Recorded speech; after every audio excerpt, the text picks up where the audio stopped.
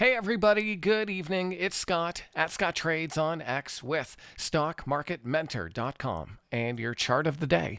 Want to take a look at NVDA? This is ticker NVDA. NVIDIA closed strong despite some market volatility that brought it back down under its 8-day and 21-day EMA. But it looks like it was just a shake of the tree because we had a nice strong close near the high of the day, close to a pretty clear level of resistance. And so I want to watch NVIDIA tomorrow for a move through and a close above 193.50. I think if NVIDIA can get through 193.50 and close above that level and do it on good volume, we could have a potential trade here on NVIDIA that could bring it back up to the highs above 200.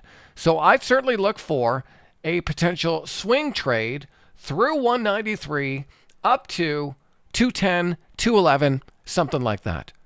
And I think it could do it before earnings, which aren't until February the 25th.